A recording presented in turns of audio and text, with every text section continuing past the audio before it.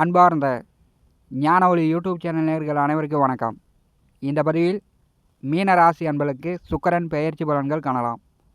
2024 வருடம் டிசம்பர் மாதம் 3ஆம் தேதி வரை குருபுகான் வீட்டில் சுக்கிரபுகான், சுக்கிரபுகான் வீட்டில் குருபுகான், குரு சுக்கிரன் பரிவர்த்தனை யோகம். மீனராசிக்கு 10வது வீட்டிலே சுக்கிரன் அமர்ந்திருப்பது வேலை பளு கொஞ்சம் கூடுதலாக இருக்கும். உங்கள் கூட வேலை பார்க்கக்கூடியவர்கள் அவங்க ஒரு நாள் 2 நாள் லீவு போட்டு அவங்க வேலையும் சேர்த்து நீங்கள் பார்க்குற மாதிரி வேலை பளு சற்று கூடுதலாக இருக்கும். ஆனால் வேலை கிடைக்கும். வேலையில் உங்களுக்கு பிரச்சனை இருக்காது. தொழில் செய்யக்கூடிய இடத்தில், வேலை செய்யக்கூடிய இடத்தில் கொஞ்சம் அசிங்கம், அவமானம், கெட்ட பெயர், தேவையில்லாத வீண் பழி, அவச்சொல் ஏற்படுவதற்கான வாய்ப்புகள்லாம் டிசம்பர் 3 வரை உண்டு. ராசிக்கும் 10ஆம் வீட்டிற்கும் அதிபதியான குருபுகான் வக்கரகதியில் பின்னோக்கி வருகிறார். குரு 3ஆம் வீட்டிலே முயற்சி ஸ்தானத்திலே வக்கரகதியில் இருக்கும்போது உங்களுக்கு கண்டிப்பாக வருமானத்திற்குண்டான வழி உண்டு. பணம் சம்பாதிப்பதற்கு வாய்ப்புண்டு. கடனை குறைக்கலாம். குடும்பத்தில் சுபகாரியங்களுக்கு உண்டான வாய்ப்புகளும் உண்டு. ஏன்னா குரு 2ஆம் வீட்டை நோக்கி வருவது போல் சொன்ன சொல்லு கொடுத்த வாக்கை காப்பாற்றிடலாம். 2ஆம் வீட்டிற்கும் 9ஆம் வீட்டிற்கும் அதிபதியான செவ்வாய் மீனராசிக்கு 5வது வீட்டிலே நேசகதியில் சஞ்சாரம் செய்கிறார். அவர் பார்த்திங்கன்னா கார்த்திகை மாதம் 18ஆம் தேதி வக்கரகதியில் மீண்டும் பின்னோக்கி வருகிறார். தனம் வாக்கு குடும்பஸ்தானாதிபதி பூர்வ புண்ணியஸ்தானத்திலே நேச நிலையில் இருக்கும்போது குழந்தைகள் வழியில் கவனம். தோளுக்கு மேலே வளர்ந்த பிள்ளையை அடிக்கிறது, திட்டுறது, அவங்கள கோவப்படுத்தாமல் பார்த்துங்க. அல்லது உங்கள் பிள்ளைங்க உங்கள் பேச்சை கேட்காது, நீங்கள் பிள்ளைங்க பேச்சை கேட்க மாட்டீங்க. தந்தை மகனுக்குள் கருத்து வேறுபாடெல்லாம் ஏற்படுத்திவிடும். தனம் வாக்கு குடும்பஸ்தானாதிபதி நேச நிலையில் சஞ்சாரம் செய்யும்போது மீனராசி அன்பர்கள் பேச்சில் கவனம். கோவப்பட்டு பேசுறது, வேண்டா வெறுப்பாக பேசுறது, இதெல்லாம் தவிர்க்க வேண்டும். காவல்துறை, இராணுவம், மருத்துவம், சர்வீஸ் வேலை தொழிலில் இருக்கக்கூடியவர்கள் பதவி உயர்வு, கூடுதல் சம்பளம் இப்படி அடுத்த கட்டத்திற்கு நகர வேண்டும்.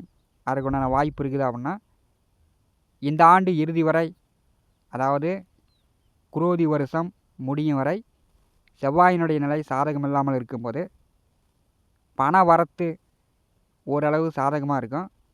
உடனுக்குடன் செலவாகிட்டே இருக்கும். வேலை ஓரளவு கிடைக்கும்.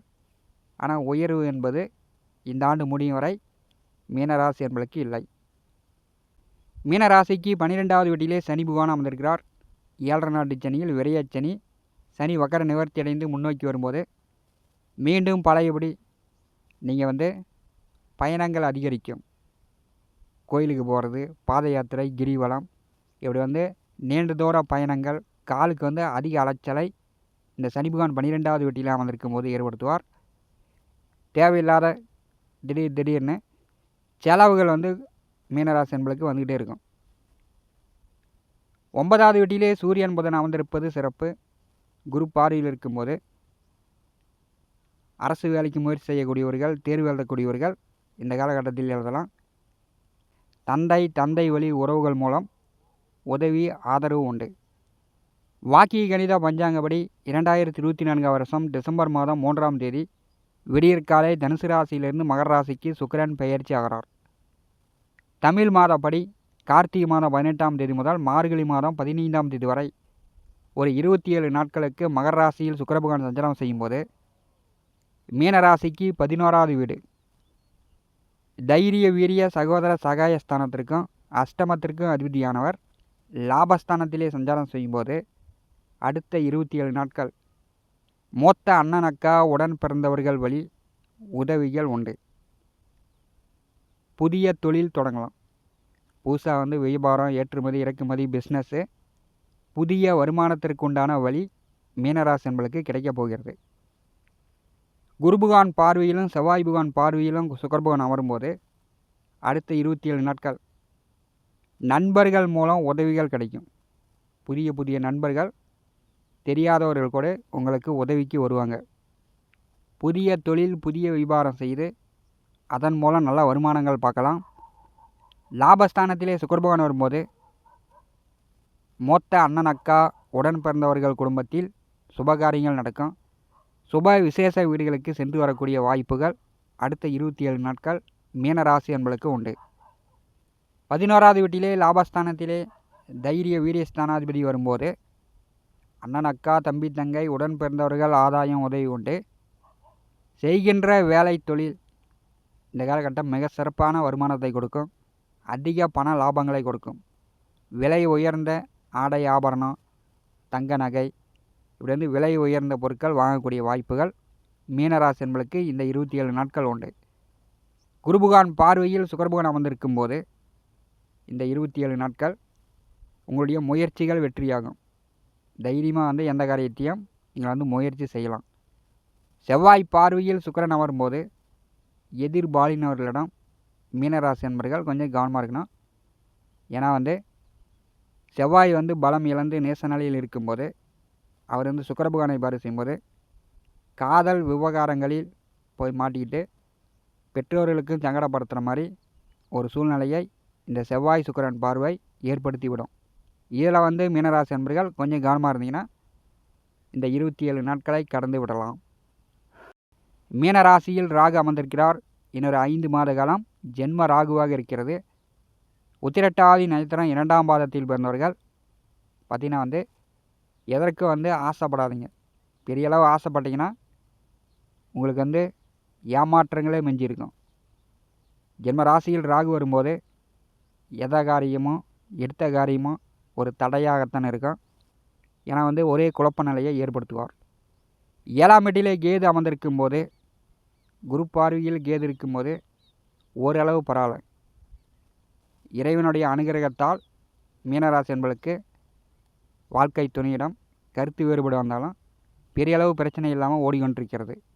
குருபகவானுடைய வக்கர பார்வையில் கேது அமர்ந்திருக்கும் போது உங்களுடைய சுய ஜாதகத்தில் திருமணத்திற்குண்டான வாய்ப்புகள் இருந்துச்சுன்னா வரன் பார்க்கும்போது உடனே வரன் செட் ஆகும்.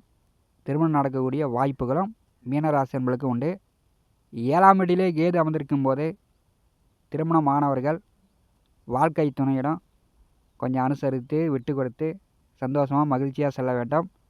இல்லைன்னா வந்து வாழ்க்கை துணைக்கு உங்களுக்கும் ஒரு கருத்து வேறுபாடு பேசாத இருக்கக்கூடிய நிலை இப்படி வந்து ஏற்படுத்தி கொண்டு தான் இருக்கும்.